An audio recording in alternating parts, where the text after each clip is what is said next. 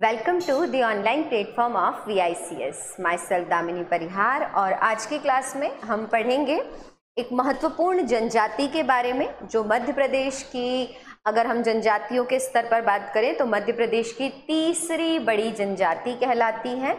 और अगर हम विशेष रूप से इस जनजाति के देखें तो इस जनजाति में भी बहुत सारे आर्थिक स्तर पर और अगर हम देखें सांस्कृतिक स्तर पर बहुत सारे इनकी कुछ विशिष्ट परंपराएं भी होती हैं। तो आज की क्लास में हम कोल जनजाति का जितना भी इम्पोर्टेंट एस्पेक्ट है प्रीलिम से एसोसिएटेड, क्योंकि अभी तो हम प्रीलिम टारगेटेड क्लासेस को डिस्कस कर रहे हैं, तो प्रीलिम एसोसिएटेड जितने भी क्वेश्चंस हैं उन्हें हम आज ही पढ़ेंगे और आज ही याद भी कर लेंगे। तो चलिए हमारी क्लास स्टार्ट करते हैं। देखो, अगर हम बात करें कि जो कोल ट्राइब है ये कितने नंबर पर आती है, तो ये मध्य प्रदेश की तीसरी सबसे बड़ी जनजाति है। तो पहला प्रीलिम का क्वेश्चन आपका बनता है कि मध्य प्रदेश की तीसरी बड़ी जनजाति कौन सी है। क्या क्वेश्चन बनेगा कि मध्य प्रदेश की तीसरी बड़ी जनजाति कौन सी है। तो याद रखेंगे कि मध्य प्रदेश की तीसरी बड़ी जनजाति है कोल जनजाति।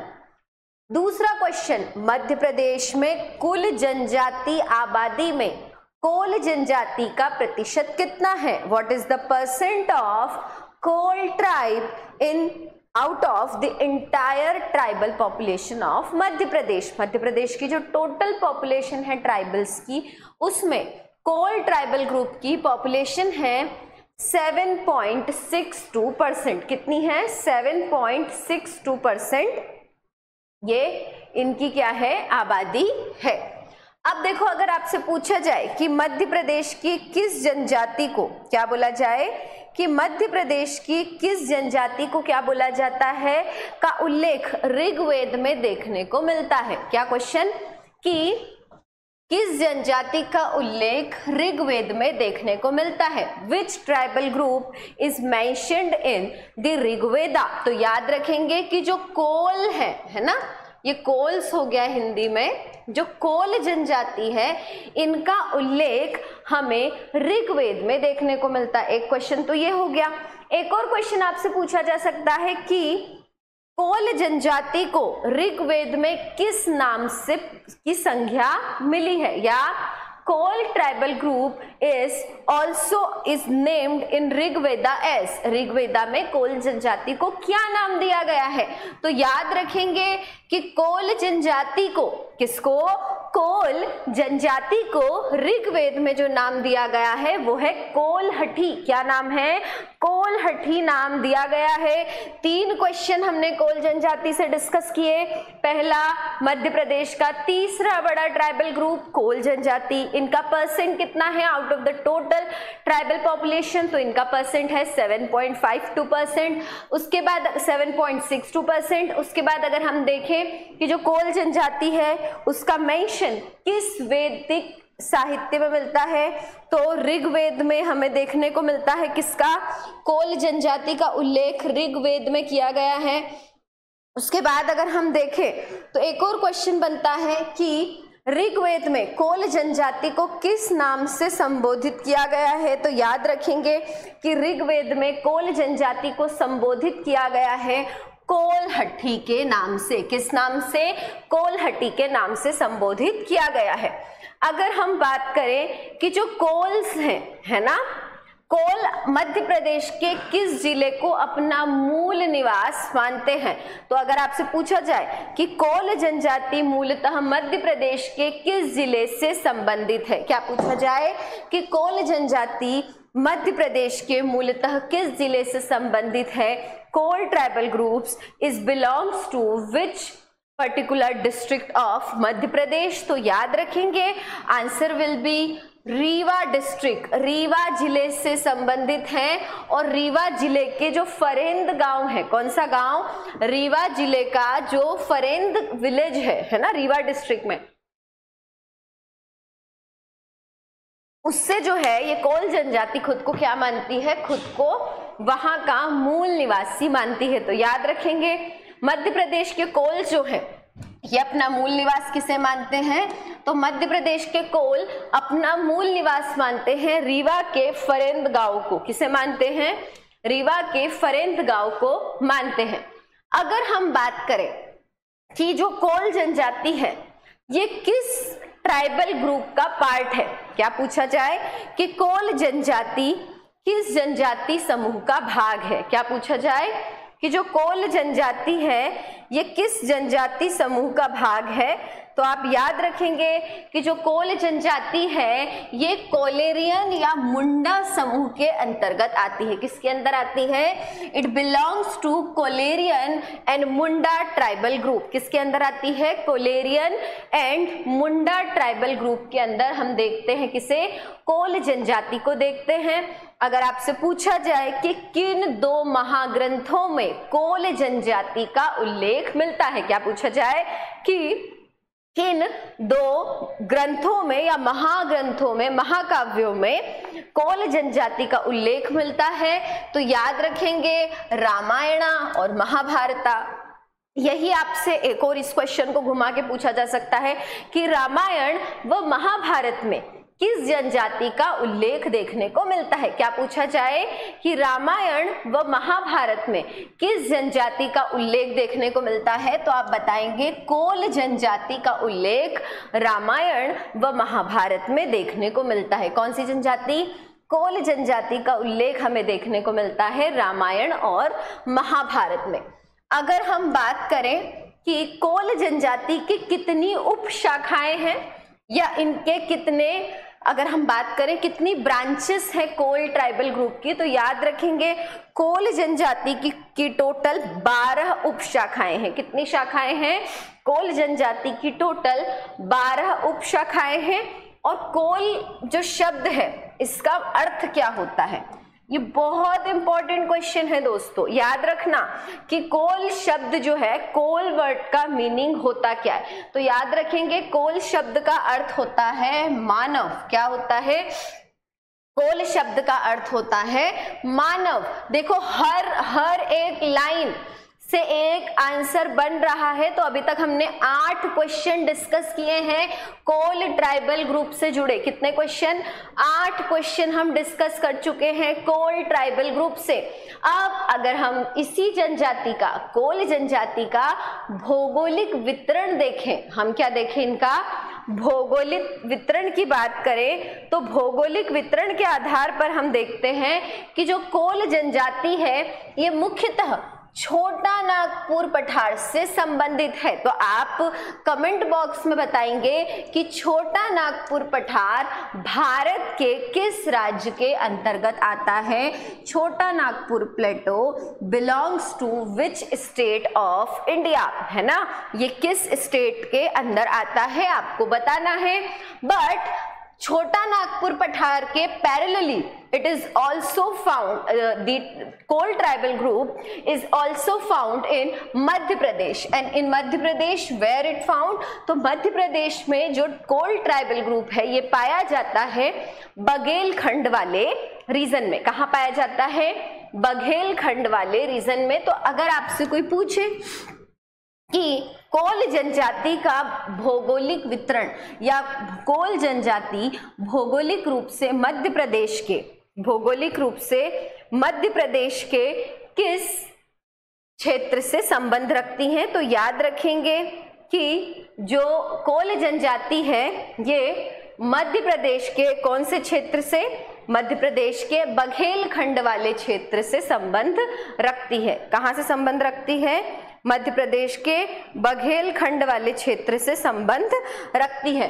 अब अगर हमसे कोई पूछे कि बघेलखंड में कौन कौन से जिलों से संबंध रखती है, तो आप बता सकते हैं कि कोल जनजाति सीधी, रीवा, सिंगरौली, शहडोल और अनूपपुर के क्षेत्र से संबंध रखती है। कौन कौन से क्षेत्र? सीधी, रीवा, सिंगरौली, शहडोल और अनूपपुर के क्षेत्र से कोल जनजाति का संबंध है। कौन कौन से क्षेत्र हैं?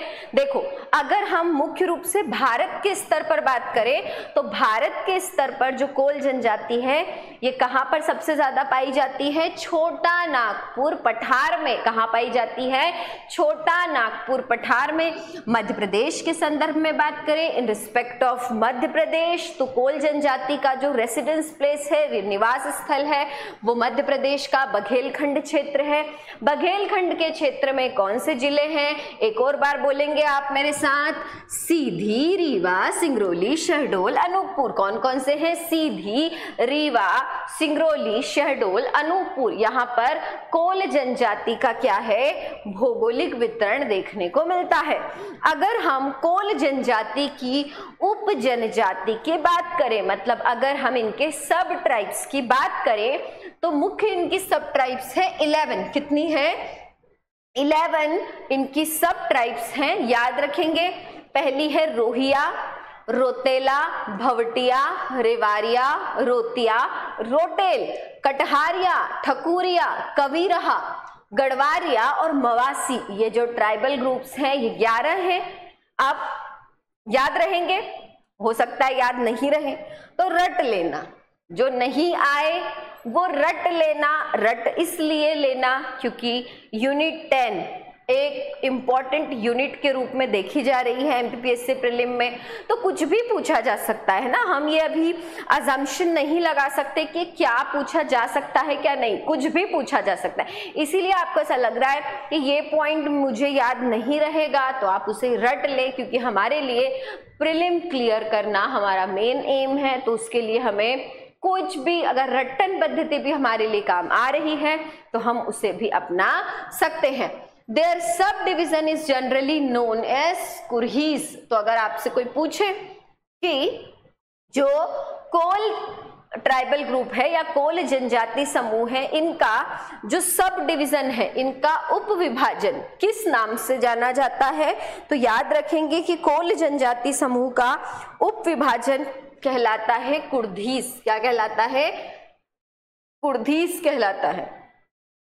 और सॉरी, कोल जनजाति से जुड़ा एक बहुत ही इंपॉर्टेंट क्वेश्चन है कि कोल जनजाति की पंचायत को कहा जाता है। क्या क्वेश्चन?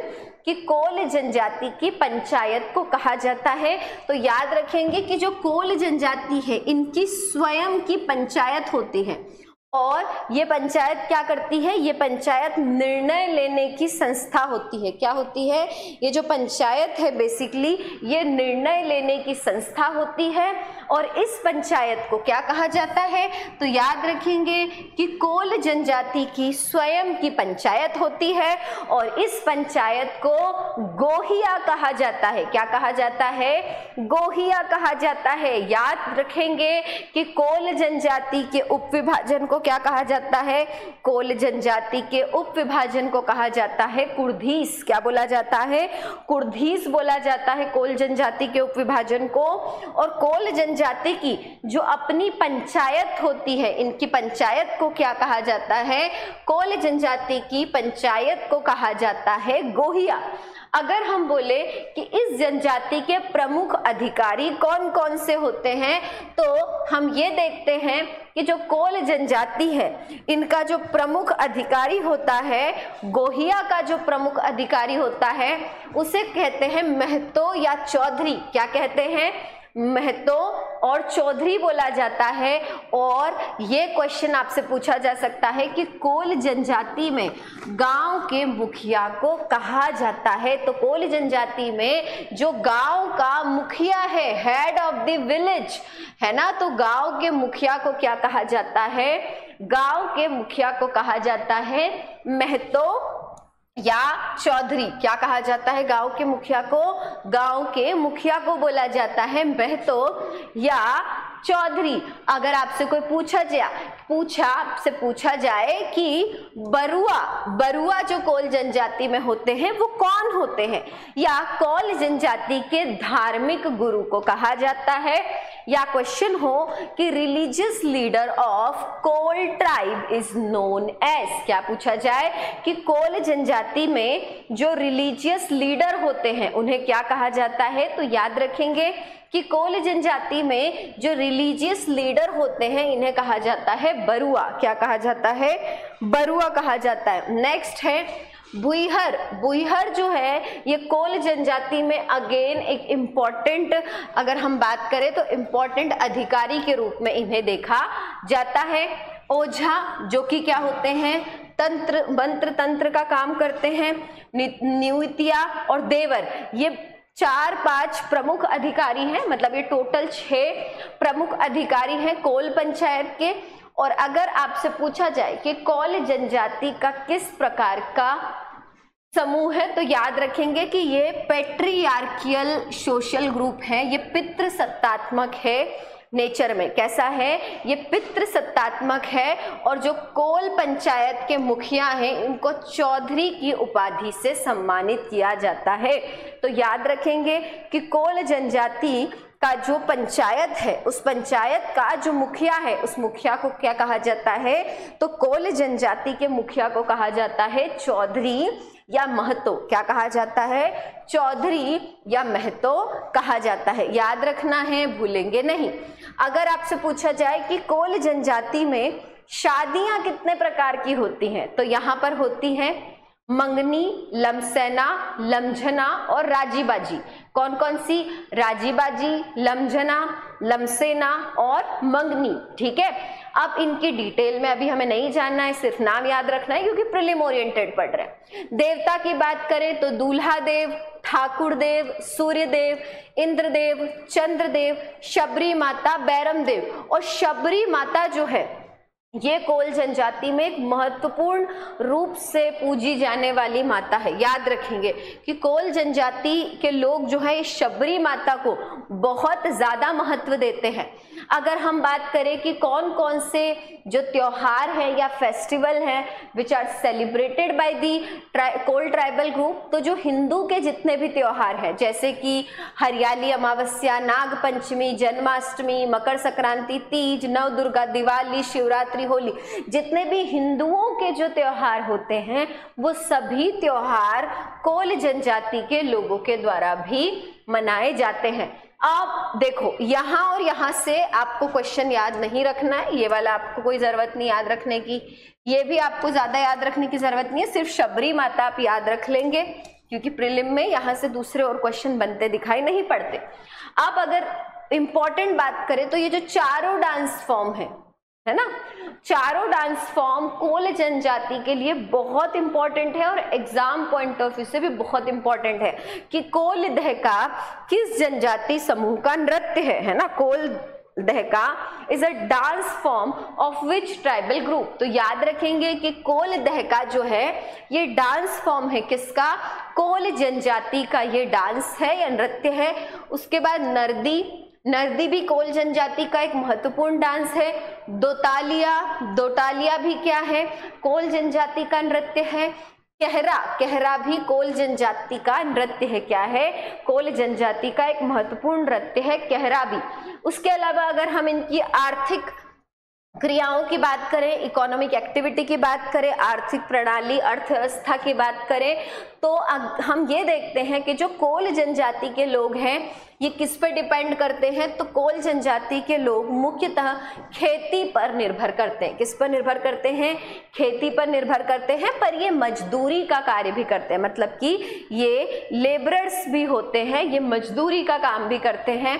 और मोस्ट कोल वर्कर है ना, अगर हम बात करें तो मोस्ट जो कोल गलत हो गया है ना, तो मोस्ट जो कोल कर्मचारी हैं ये वार्षिक आधार पर काम करते हैं, एनुअल बेसिस पर ये क्या करते हैं? काम करते हैं। उसके बाद कोल जनजाति में महिलाएं भी क्या करती हैं? शारीरिक श्रम करती हैं और जो फॉरेस्ट प्रोड्यूस हैं, जो वन उपज है जैसे कि गोंद, चिरौंजी, महुआ, जलाऊ लकड़ी, इन सभी को बेचकर ये अपनी लाइवलीहुड को मैनेज करते हैं, ये अपना जीवन यापन सुनिश्चित करते हैं। तो याद रखेंगे कि जो कोल जनजाति समूह है इसमें हम ये देखते हैं कि ये मुख्य रूप से कृषि के अंतर्गत आते हैं। कुछ कोल मजदूरी भी करते हैं। ये जो मजदूरी करते हैं ये वार्षिक स्तर पर भी कहीं पर काम करते हैं। महिलाएं भी शारीरिक श्रम में से जुड़ी हुई होती हैं। और वन उपज के आधार पर देखें तो गोंद, चिरौंजी, महुआ, जलाऊ लकड़ी इत्यादि को बेचकर कोल अपना जीवन यापन करते हैं। हाउसिंग की बात करें तो कोल जनजाति है ना जहां रहती है उसे क्या बोलते हैं, तो कोल जनजाति का जो रहवास स्थान होता है, जो रेसिडेंस प्लेस होता है कोल ट्राइबल ग्रुप का, इसे बोला जाता है कोलान टोला। क्या बोला जाता है इसे, रेसिडेंस प्लेस बोला जाता है कोल ट्राइबल ग्रुप के जो है उसे बोला जाता है Kolan Tola. Area where Kol tribe are densely populated, जहां पर कोल जनजाति के लोग घनी आबादी में, मतलब डेंसली पॉपुलेटेड मतलब पर स्क्वायर किलोमीटर उनके जो पॉपुलेशन है वो ज्यादा है ना, प्रति वर्ग किलोमीटर में जो जनजाति ज्यादा होती है तो उसे बोला जाता है डेंसली पॉपुलेटेड। तो जो डेंसली पॉपुलेटेड अगर हम देखें तो जो कोल जनजाति का जो डेंसली पॉपुलेटेड रीजन होता है वह क्षेत्र जहां कोल आदिवासी घनी आबादी में रहते हैं उसे कोल्हान बोला जाता है। क्या बोला जाता है, कोल्हान बोला जाता है। याद रखेंगे, बहुत बहुत बहुत इंपॉर्टेंट क्वेश्चन है कि कोल आदिवासियों की घनी आबादी वाले क्षेत्र को क्या कहा जाता है, तो कोल आदिवासी के घनी आबादी वाले क्षेत्र को कोल्हान बोला जाता है। जबकि जहां पर कोल जनजाति का निवास स्थान होता है इसे बोला जाता है कोलान टोला। क्या बोला जाता है, कोलान टोला बोला जाता है। अगर हम बात करें कि जो घर है, हाउस जो हैं वो कैसे बने होते हैं, तो कोल ट्राइब्स के जो हाउस होते हैं मेनली ग्रास, मड, स्ट्रॉ के बने होते हैं। मतलब क्या, ये घास, मिट्टी और पुआल के बने होते हैं। और ये क्वेश्चन पूछा जा सकता है, इंपॉर्टेंट क्वेश्चन है कि कोल जनजाति में घरों को क्या कहा जाता है, तो घरों को माड़िया कहा जाता है। क्या कहा जाता है, माड़िया कहा जाता है, जो कि घास फूस व लकड़ी का बना होता है। और ये घर आपस में एक दूसरे से नजदीक होते हैं, प्रॉक्सिमिटी में होते हैं। और इसीलिए जो समूह में ये घर होते हैं इन्हें क्या बोला जाता है, इन्हें बोला जाता है कोलान टोला। क्या बोला जाता है, कोलान टोला बोला जाता है। याद रखेंगे कि कोल जनजाति का घर माड़िया कहलाता है। और कोल जनजाति जहां पर एक समूह के रूप में रहती है उसे क्या कहा जाता है, तो समूह के रूप में जो कोल जनजाति का निवास है इसे क्या कहा जाता है, कोलान टोला बोला जाता है। अगर हम इनके अटायर, क्लॉथिंग या पहनावे की बात करें तो महिलाएं साड़ी और गहने पहनती हैं जबकि पुरुष धोती और साफा पहनते हैं। याद रखेंगे, तो क्लॉथिंग से ऐसा कुछ प्रीलिम का क्वेश्चन नहीं बन रहा है, याद रखेंगे।